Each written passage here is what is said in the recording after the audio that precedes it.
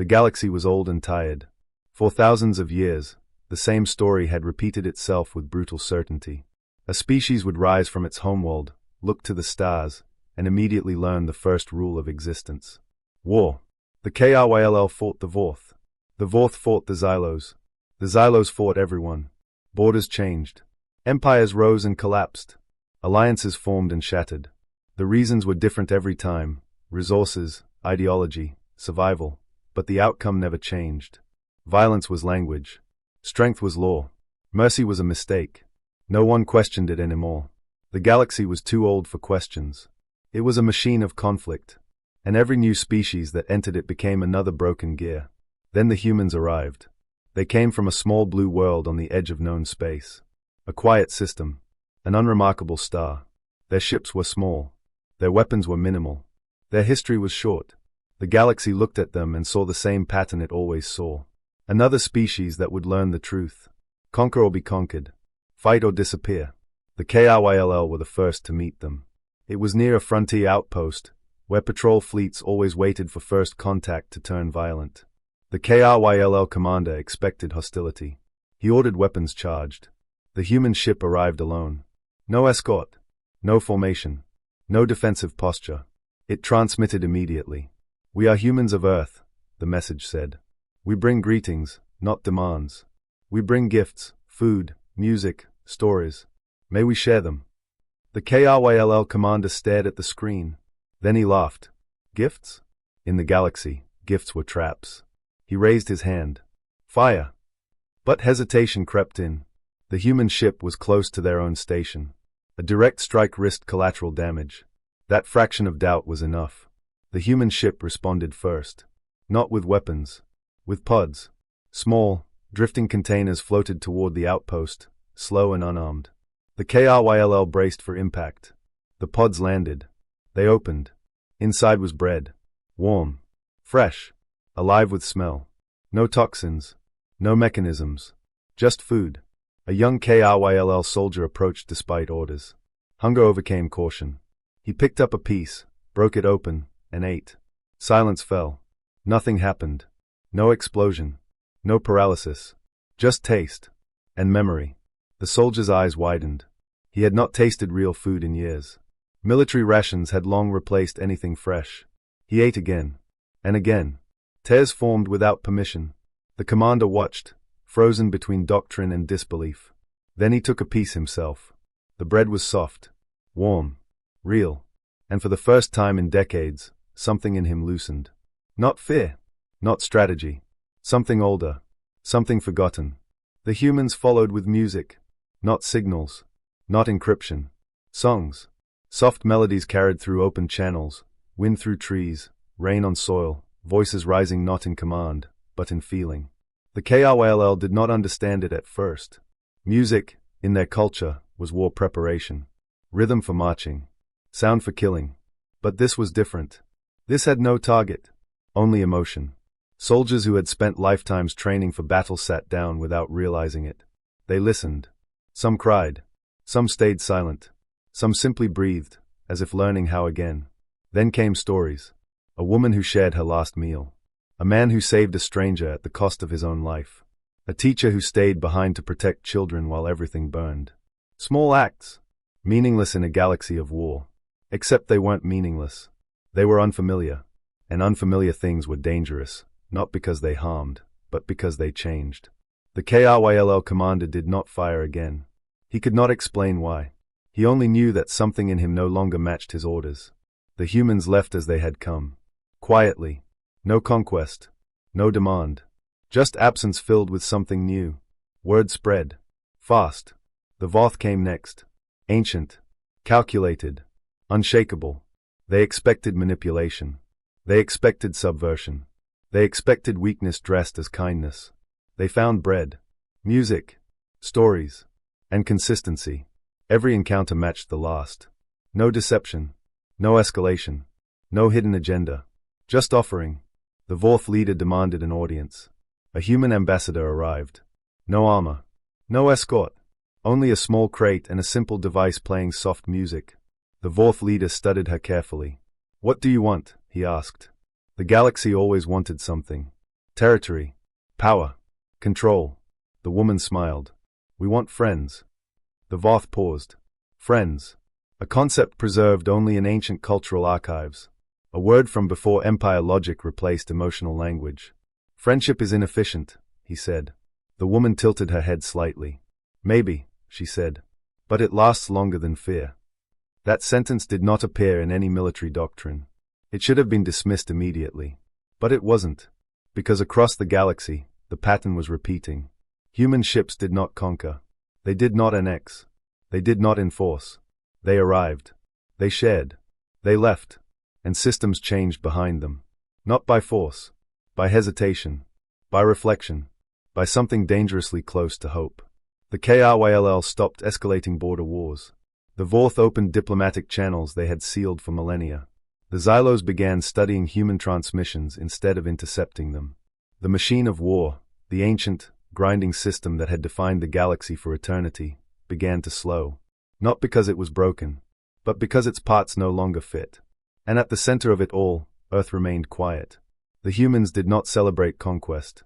They did not declare dominance. They did not even call what they were doing a strategy. When asked how they were winning without fighting, their answer was always the same. We're not winning, they said. We're just sharing. And slowly, impossibly, the galaxy began to understand. Strength was not only destruction. Power was not only fear. Victory did not have to mean loss.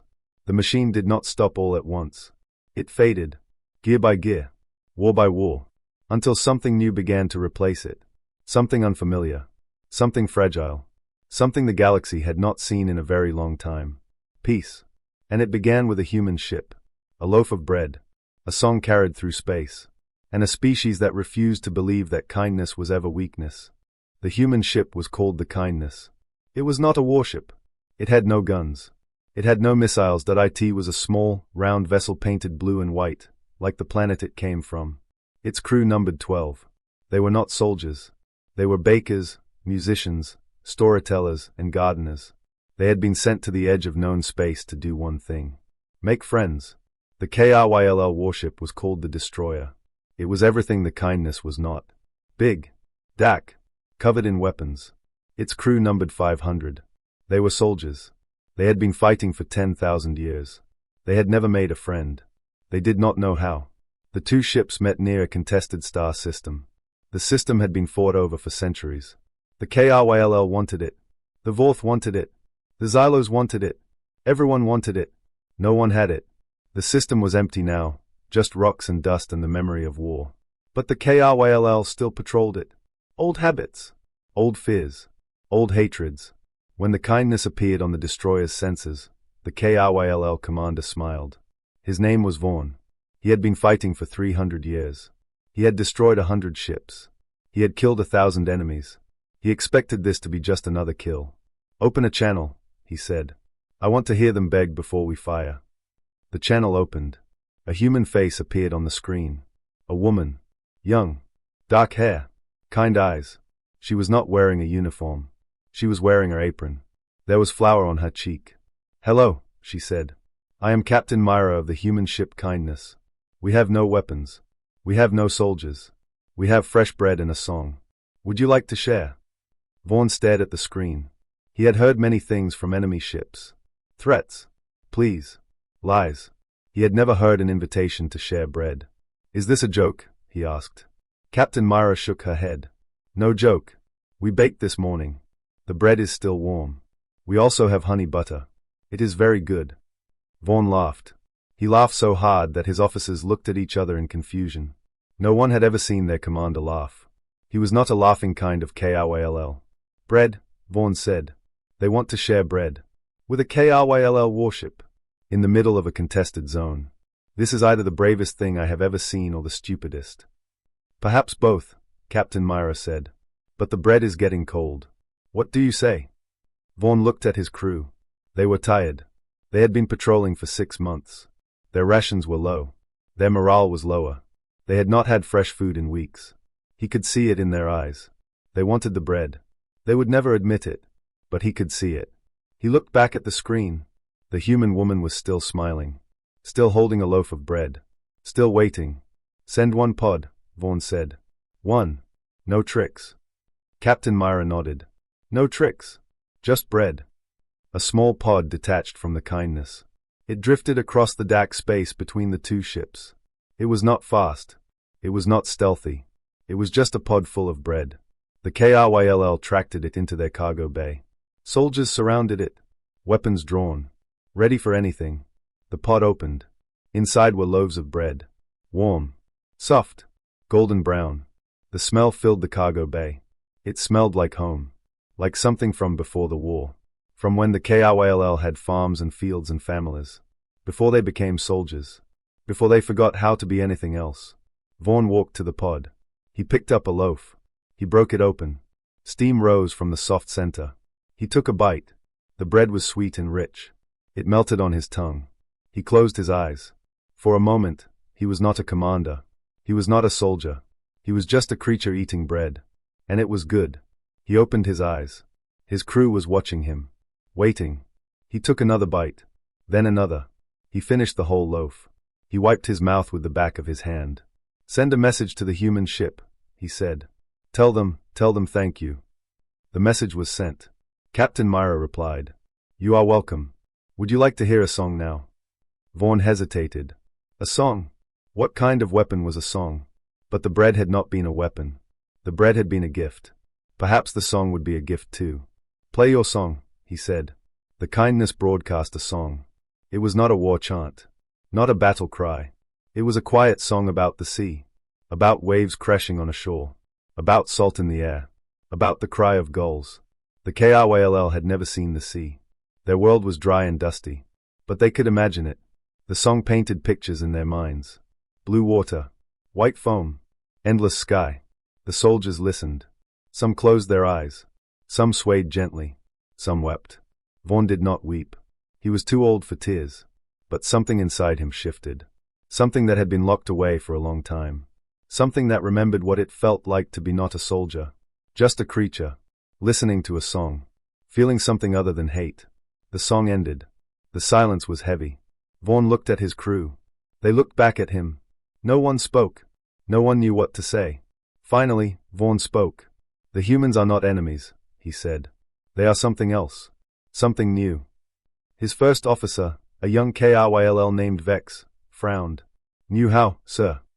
Vaughn thought about the bread, the song, the woman with flour on her cheek, the way she had smiled, the way she had not asked for anything in return.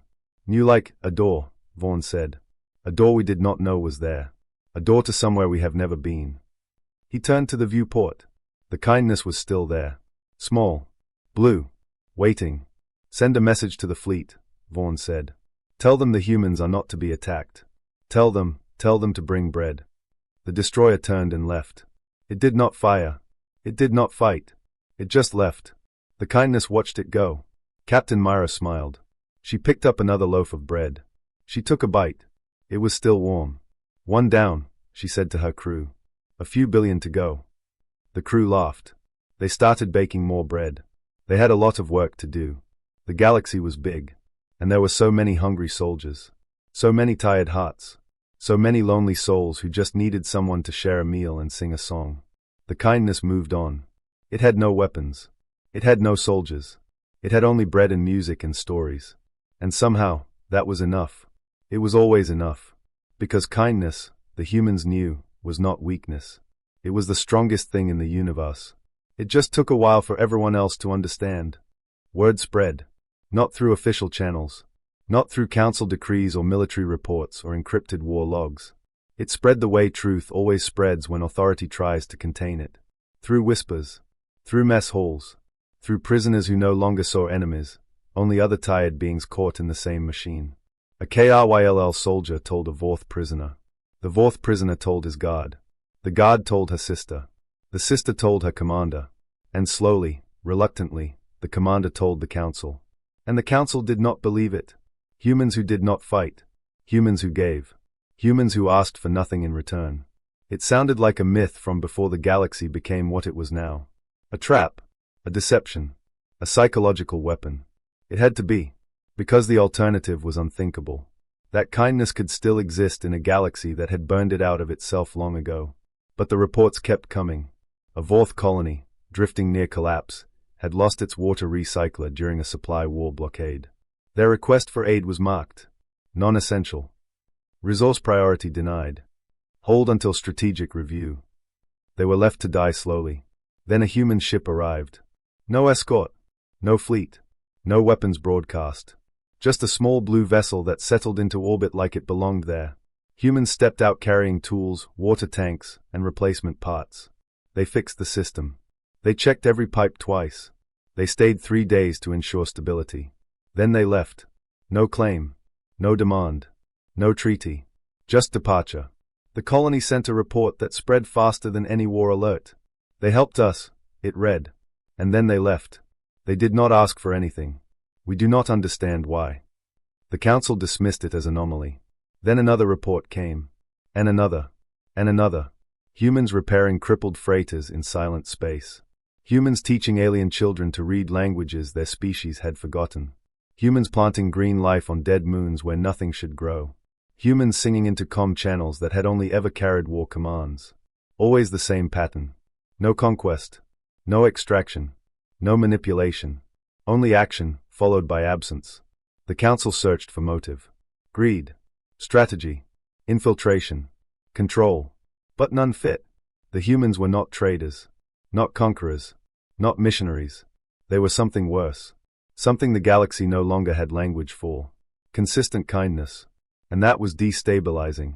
Because war was understandable. Kindness was not. On a KRYLL forward station, a soldier broke protocol. He gave half his ration bar to a fourth prisoner. Not out of order. Not out of mercy protocols. But because he remembered something he had heard on a human transmission. Stories of warm bread, freely given. The prisoner stared at it. Expected poison. Expected trickery. Expected punishment. He waited. Nothing happened. He ate it. It was terrible by any standard. But it was real. And it was given. That difference mattered more than taste. He told others. Others told guards. Guards told officers.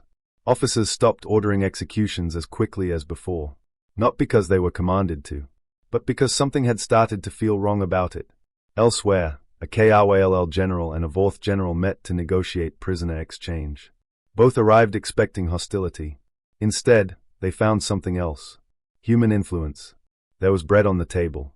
Soft music in the background. Stories left behind on data strips like offerings no one had asked for. Saturday. No one spoke for a long time. The KRYLL general finally broke the bread. He hesitated. Then ate. The fourth general followed. Both froze. It was simple food. And yet it carried something neither of them could name. Not victory. Not strategy. Not survival. Memory. The fourth general exhaled. I do not remember why we are fighting, he said. The KRYLL general stared at the table. Neither do I. Silence stretched. Not heavy. Just new. Unfamiliar. Then the KRYLL general pulled out a piece of human paper left behind by a passing supply ship. He wrote, "Why do we fight?" He slid it across. The fourth general looked at it for a long time. Then wrote, "I do not know." The KRYLL general nodded. Then wrote, "What if we stopped?" The fourth general paused. Then wrote, "What would replace it?" The KRYLL general looked around the empty room. Then wrote, "Bake." The fourth general blinked. "Bake?" The KRYLL general shrugged. "Humans bake bread." A pause. Then, unexpectedly, they laughed. Not the laugh of triumph. Not the laugh of victory. But the laugh of exhaustion finally collapsing into something softer. Something human. A month later, the treaty was signed. Not on a throne world. Not in a war chamber. But on human paper. With human ink. It read simply. We stop fighting. We no longer remember why we started. We choose not to continue. And for once, the galaxy agreed. What followed was not instant peace. Nothing in a galaxy this old changes instantly. But something shifted. Quietly. Deeply. Irreversibly. War slowed. Then stalled. Then stopped in places no one thought possible. Armies became relief fleets. Weapons became tools. Borders became trade routes instead of kill zones. Children who had only known sirens learned the sound of wind in open fields. Soldiers learned to plant instead of destroy. And everywhere the humans went, the same pattern continued. They baked bread. They played music. They told stories. When asked why, they always answered the same way. It helps people remember they are still people. The KRYLL general who signed the treaty stood before the Galactic Council years later. Older, tired, but no longer hollow. They did not conquer us, he said. They did not defeat us. He looked toward the human delegation. They reminded us we had forgotten how to live. A pause. And that we could remember again. The council did not argue. Because there was nothing left to argue with. Ships were dismantled. War industries retooled. Entire fleets became rescue organizations. And the galaxy, for the first time in memory, stopped bracing for impact. It did not become perfect. But it became something else. Something fragile. Something new. Something alive. And at the center of it all were humans. Not rulers. Not conquerors. Not saviors. Just a small species from a blue world that refused to forget what everyone else had erased. Kindness. And once spoken again, the galaxy realized it had never truly lost it. It had only stopped listening. The Galactic Council chamber had not changed in 10,000 years. The same stone circle. The same seats for 100 species. The same history of suspicion carved into every silence. But the species sitting there had changed. They no longer gripped weapons under the table. They no longer watched every movement as a threat. They talked. They listened. They hesitated before hating. And they were all there for one reason. Humans. The species from a small blue world at the edge of known space.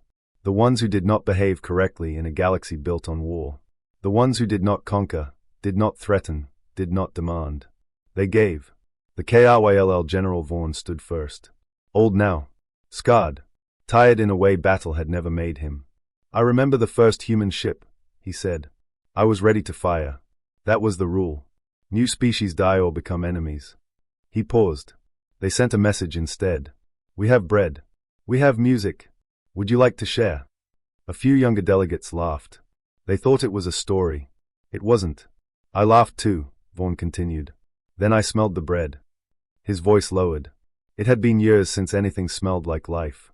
I took a bite expecting poison or trickery. He looked at the council. There was none. Just bread. Warm. Simple. Real. Silence filled the chamber. The humans did not conquer us, he said. They did not defeat us. They simply acted like kindness was normal. He exhaled. And we had forgotten it was possible. Next came the Wren of the Voth. Ancient beyond measure. A witness to empires that no longer had names. The humans came to my dying colony, he said. Our water systems had failed. No one responded. We were not important enough. His voice cracked slightly. They arrived anyway. Fixed what we could not. Stayed until it worked. Then left. He looked down. They asked for nothing. Not even gratitude. A long pause. I have lived longer than civilizations, the Wren said. And I have never seen anything more powerful than that.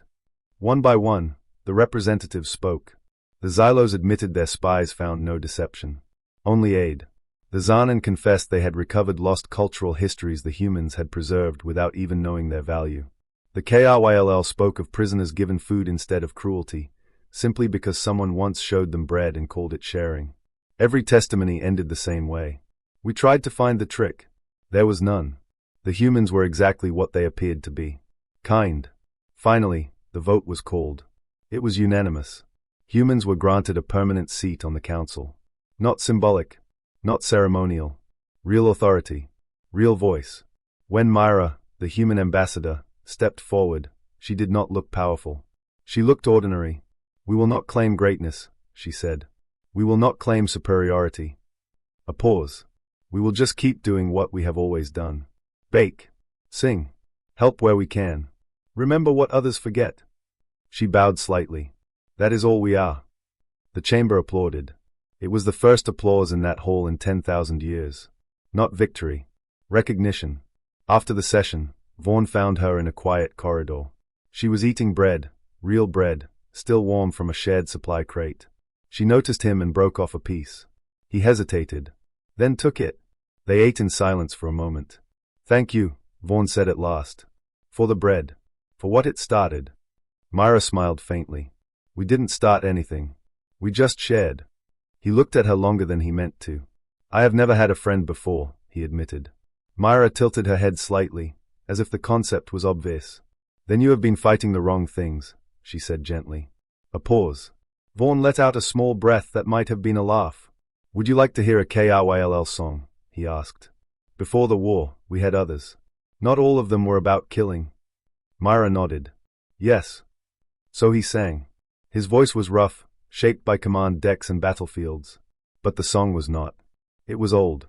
It spoke of oceans before they boiled away, of skies before they burned, of children who believed tomorrow would come. When he finished, silence returned, but it was different now. Not empty. Full. Myra placed a hand on his arm. That was beautiful, she said. Vaughn blinked slowly. No commander had ever said that to him. Something inside him loosened. Not strength. Not victory. Something softer. Something human had taught him without ever trying. Friendship. And for the first time in a life measured in wars, he understood a strange truth. The galaxy had not been saved by power. It had been saved by people who refused to stop being kind in a place that forgot how. And that, more than any weapon, had changed everything. The alarm reached the Galactic Council in fragments, broken signals, distorted sensor ghosts, and then finally confirmation that made the chamber go silent. Something was coming from beyond the galaxy. Not a scout vessel. Not a fleet. A migration. Thousands of ships, dark as extinguished stars, moving with purpose toward known space. Their energy output was unlike anything recorded in any council archive. They were not just advanced.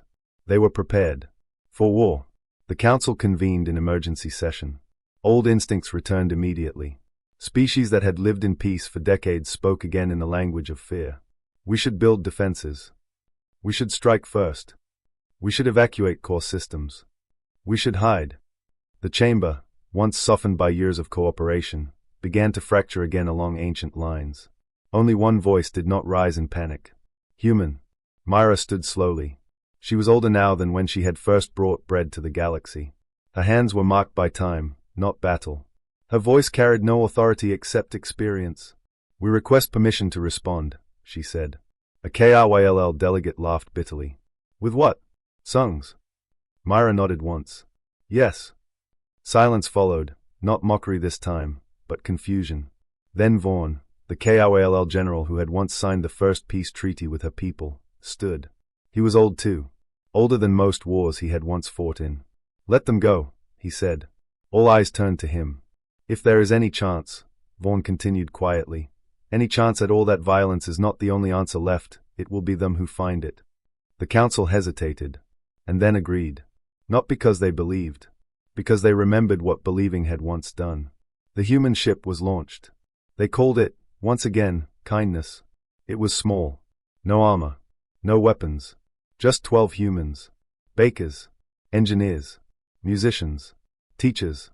And a cargo bay filled with impossible things in a galaxy built on necessity. Bread. Seeds. Instruments. Stories recorded in sound and light. Myra stood at the front viewport as stars bent into faster-than-light travel. No one spoke much. They had done this before in different ways. But never like this. Never toward something that might end them. When they dropped out of faster-than-light, the galaxy outside the viewport had changed. The enemy fleet filled the darkness. Not ships. Not even machines in the way council navies understood them. They were structures of intent. Moving cities of war. Cold. Silent. Absolute. Weapons tracked the kindness instantly. Every targeting system locked. Every firing solution calculated. One command would end them. Inside the lead vessel, the commander watched the small human ship appear. It was incorrect. All military logic failed to classify it. Too small to be threat.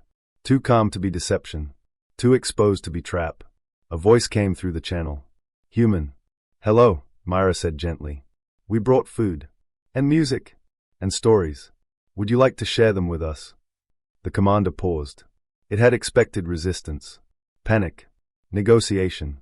You are outmatched, it said flatly. Myra nodded. Yes. You will die. Yes, she said again, calmly. If you decide that is necessary. That answer did not fit any war doctrine in existence. A long silence passed. Then Myra added, softly, but we would prefer you didn't. Something in that sentence did not compute. The commander ordered a single cargo inspection. A pod drifted across the void. Boarded. Contained. Analyzed. Cleared. Opened. Inside, bread. Warm. Fresh. Alive in a way no material should be. The smell spread through the ship. Through corridors. Through command decks. Through soldiers who had not eaten anything not optimized for efficiency in years. One of them reached out before permission was given. Tore a piece. Ate it. No alarm followed. No toxin triggered. Just warmth. The commander watched. Then ordered silence. And tried a piece itself. It stopped moving for a long moment. For beings built around expansion, conquest, consumption of space and resources, this was not just food. It was memory of something they had never been taught to remember. The commander activated the channel again. "What is your objective?" it asked. Myra looked almost surprised by the question. "Our objective," she repeated. She thought for a moment. "Survive," she said finally. "And help things survive with us." That answer made less sense than all others combined. The commander looked at its fleet. At engines built only for domination. At soldiers raised only for annihilation. At a purpose that suddenly felt incomplete. Then, unexpectedly, "Play your music," it ordered. The humans hesitated. Then complied. The sound spread across space. Not tactical. Not strategic. A song about oceans. About distance. About waves touching shorelines that would never remember them. And across thousands of warships, something changed that had no name in their language. Stillness. Some systems detected no threat response and lowered weapons automatically. Some soldiers stopped aiming. Some simply listened. The commander did not understand why its fleet was no longer obeying war as cleanly as before. But it understood something simpler. No one was afraid. Not anymore. Finally, it issued the only order that still made sense. "Stand down," it said. The fleet hesitated. Then complied. Weapons powered down across thousands of ships at once. Not defeated. Not destroyed. Just no longer activated. The human ship remained where it was. Small. Fragile. Unarmed. Myra spoke again. "Would you like to talk instead?" she asked. The commander paused. Long. Measured. Then answered. "Yes." Back at the Galactic Council, when the reports arrived, they did not believe them at first. Then they saw the recordings. A fleet of conquerors. Stopped by bread. By music. By a question no weapon system had been designed to answer. And by the refusal of one small species to ever define anything as an enemy before understanding it. Vaughn read the final transmission twice. Then set it down. "They did not win," he said quietly. "They were not trying to." The chamber was silent. And somewhere far beyond the galaxy, ships that had once been built for war were beginning to learn how to do something else. Listen. And perhaps, for the first time in their existence, understand what it meant to be more than what they were made to be. All because a small blue species had never stopped believing that even the darkest fleet in the void might still, somewhere underneath everything, be hungry.